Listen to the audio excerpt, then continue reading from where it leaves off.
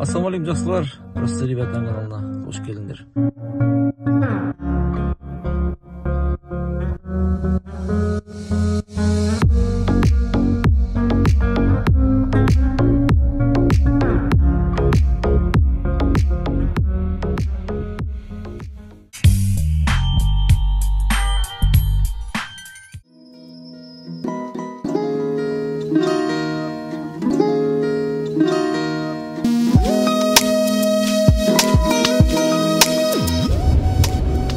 Birden salonumuz girmiş ya, biraz bizler. Tabii bu vakana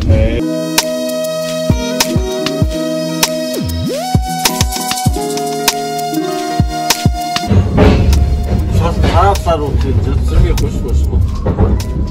Alacaktan düşüş bize kulaya karşı direkt karşı. Ya git tarafında böyle. Alacaktan düşüş.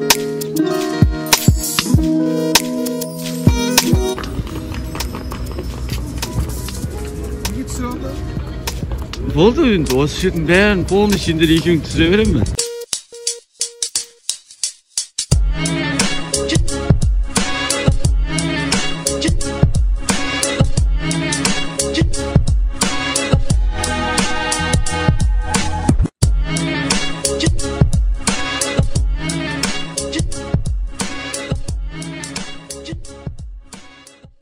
И уехать со всем этим в какую-нибудь страну. Вот тогда жить можно. А здесь что останется? Как что? Менты.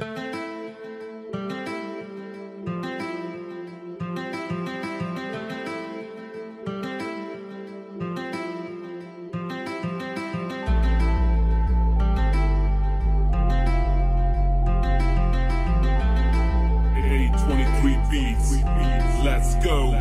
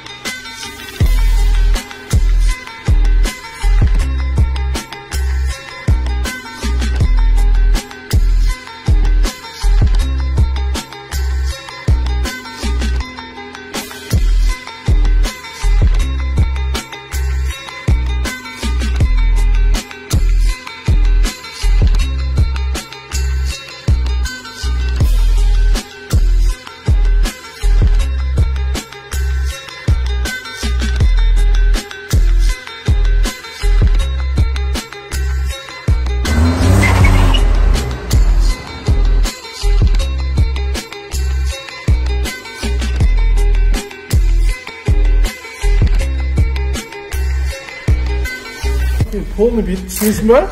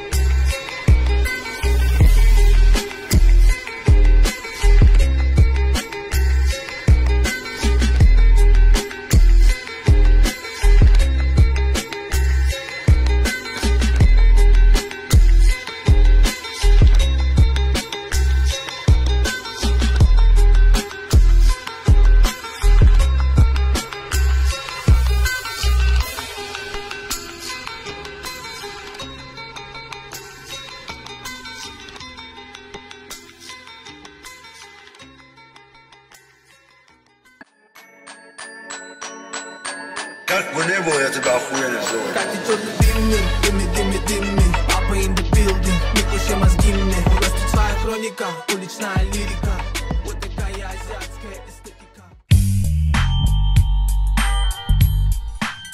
Ассалаумалейкум достарым, қалдарыңыз қалай? Аман-есен Алланың қалауымен де өзіміздің Алматымызға оралдық.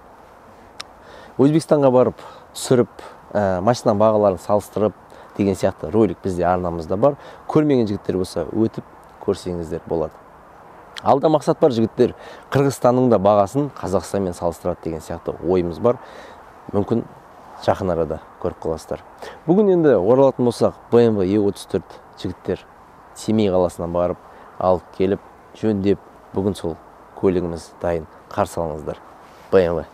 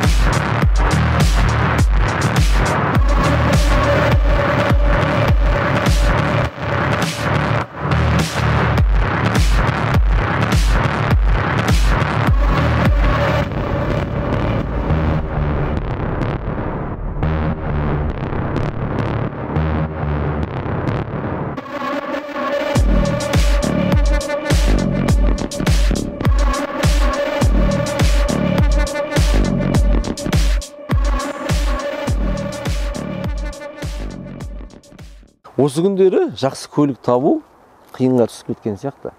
Алып сату жағы қазір орын-орнына келіп жөнделіп жатыр. Мына көлік алдында бір сөйлескем негізі, бұның жарты жыл бұрын бекен, бір жыл бұрын бекен, Семей қаласының жігіттермен. Ол жігіттер TikTok жүргізіп жүр, қарапайым Семейдің жігіттері деген, сол біз сияқты машина алып сатады. Сол жігіттерден алынған көлік.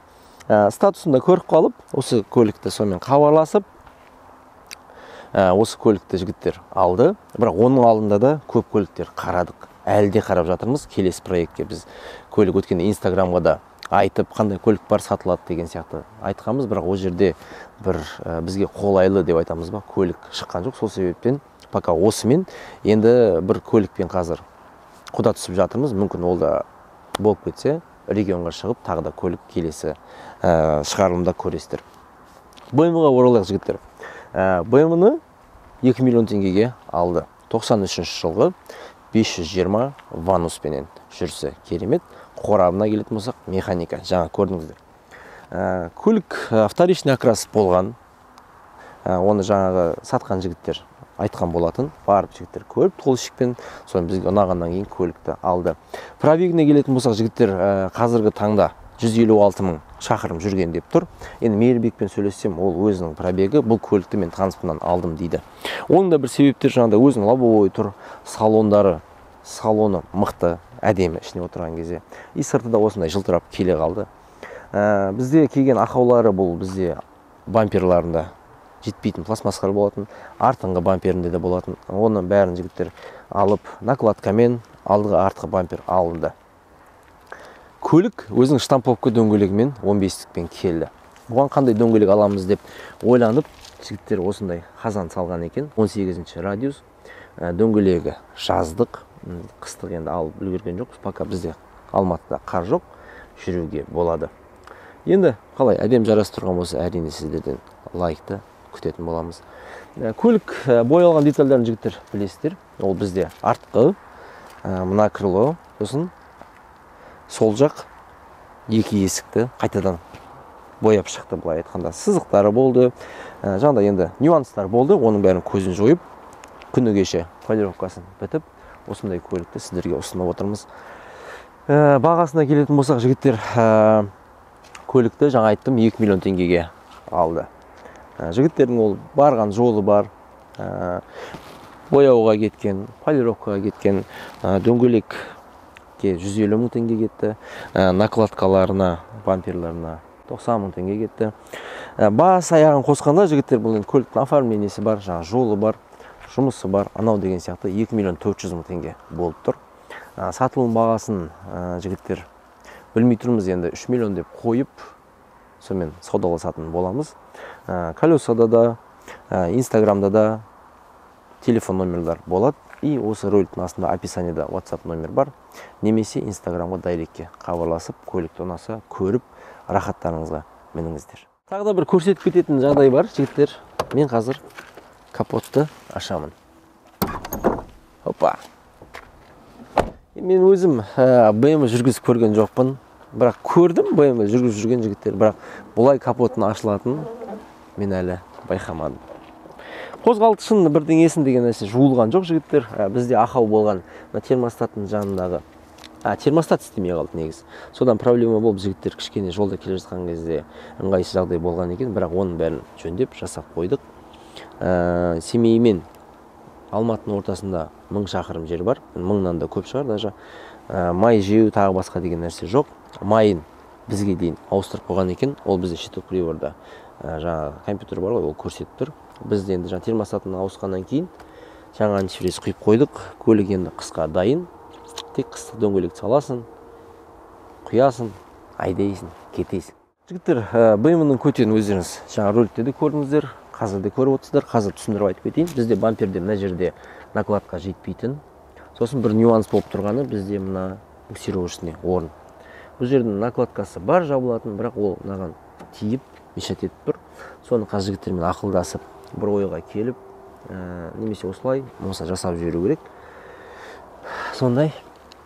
BMW-ның технический жағынан жігіттер ақауы жоқ. Ол ходовкасы, қозғалтқышы, қорабы, печкасы мен кондиционері, салонда жыртылған деген нәрселер жоқ. Енді орындықтарында да жаңа водительский, пассажирский и есіктің обшивкасы көп шашақ қалады BMW-да. Жоқ, бұл көлікте ондай нәрсе жоқ. Жағдайы керемет. Бұл көлікті жаңа жігіттер таққан кезде капсула времени деп қуанған ролигімен көрген болатынмын. Бұл көлік сонымен Алланың қалауымен бізге келіп, әрмен қарай жөнделу жұмыстары бітіп, бүгін толықтай сатылымға көлік дайын. Алдыңғы роликке келетін болсақ жігіттер, Daewoo Nexia. Ол көлікті де 2 миллион теңгеге жігіттер Қызылордадан алып келді. Жаңа айттым ғой, шығындары бар, анаусы бар, мынаусы бар, 2 миллион 200 мың теңгеге тұрды. Ол көліктен шыққан беттен бір таныс жігіт мен алайыш деп көлікті жігіттер сатқан болатын. 2,5 миллион сұрағанбыз. Енді таныс болғаннан кейін жігіттермен ақылдаса келе қандай шешімге келдік. Ол көлікті 2 миллион 400-ге бердік. Ол жерден қалған 200 мың теңге. 200 мың теңге қалды. Алланың қалауымен жігіттер бәрі де ол қанша жүгір, қанша жүгірме, ол сенің ризығың өзіңе жазылып қойған. Сол себептен сондай деп шештік. Алланың ісіне не жоқ. Сол үшін оның өзіне де әлхамдулилля. Салонына көшейік. Бисмиллахиррахманиррахим. Так, ойбай, хат жауып жібердім ғой. Көліктің салонына отырған кезде жігіттер түсінуге болады. Бұл өзінің пробегіне өте қатты ұқсайды. Ол дегенім бізде рульдің состояниесі, рычагтың, орындықтың отырып кетпегендігі, және де мына обшивканың бәрі орын-орнымен тұрғаны. Жалпы көлік өзіме ұнап тұр. Жігіттердің таңдауы керемет. Рахмет. Мен өзім Қазақстанға кеш келгендіктен жаңа роликтің басында көрдіңіздер ғой, бұл жерде комментатор жоқ болды. Енді оған түсінікпен қараңыздар. Жаңа айтып отырмын, алда бұйыртса мақсат бар, сол шет мемлекеттің бағаларын салыстырып, және де осы Қазақстанда көліктерге қайтадан өмір сыйлап деген сияқты проекттер жүргізе береміз. Әрине ұнап жатқан болса, достар, лайк пен подписканы аямаймыз. BMW-мыз сатылымға бұйыртса дайын. Келесі көлікпен жаңа айтып отырмын ғой, келесі проект болатын, онымен сөйлесіп отырмыз. Енді бұйыртса Алла қаласа алып жатсақ, әрине жексенбі күні көресіздер. Ол да қызық көлік. Алматы қаласынан емес, регионнан болатын. Жігіттер жіберіп жатыр. Біздің подписчиктер қандай көлік бар, анау бар деген сияқты. Енді бізге бір шақ кеп тұрғаны әзірше көрмей тұрмын. Сол себептен сондай. Енді кімде қызық көліктер болса, әрине ол инстаграмға жіберіп қоя беріңіздер, жігіттер өздері көлік ұнаса хабарласып, сонымен сөйлесуге болады. Сондай жігіттер, осы нотада бүгінгі роликті тамамдаймыз. Сіздермен болған Простые ребята. Келесі жексенбі күні бұйыртса, Алла қаласа, көлік табылса, осы арнада жүздесеміз. Аман болыңыздар. Ассалаумағалейкум.